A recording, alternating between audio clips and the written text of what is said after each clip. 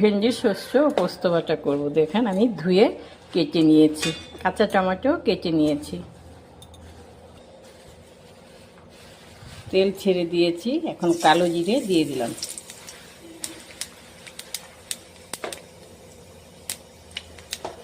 এখন ছেড়ে দিচ্ছি সব।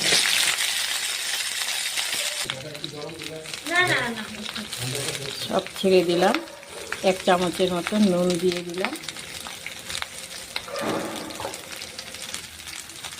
1/2 চামচের মতো হলুদের গুঁড়ো দিয়ে দিলাম। এখন আমি নাড়াচাড়া করে ঢেকে দেব।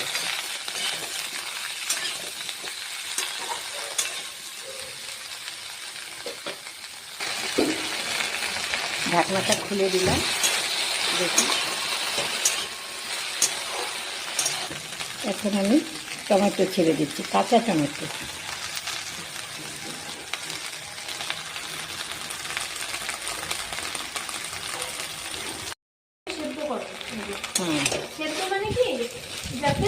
দেখুন কতটা সুন্দর হয়ে আসছে। এখন আমি এর মধ্যে শস্য পোস্ত বেটে রেখেছি, এটা আমি ছেড়ে দেব। পুরোটা ছাড়বো না, অনেকটা বেটেছি।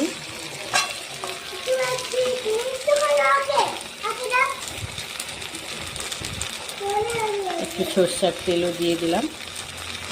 সবসময় সর্ষে বাটা করলে তার উপর সর্ষে বাটা দিয়ে করলে, সর্ষের তেল দিলে জিনিসটা বেশি টেস্ট হয়। এখন একটু নাড়াচাড়া করে আমি এটাকে ঢেকে দেব। দেখুন কি সুন্দর হয়ে আসছে।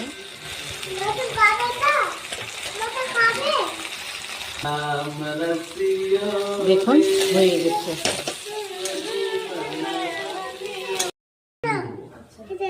তো এখন ওরা কি বলে, 18 মাস অব্দি তুই ঘরটাকে অন্য কাউকে বেচতে পারবি না। আজকে কিনলি, নেক্সট 18 মাস অব্দি তোকে তুই একটা ইএমআই কাটবে আর 9 লাখ টাকা দিতে হবে। দেখুন হয়ে গেছে। ঠিক আছে, তারপরে গিয়া তুই একটা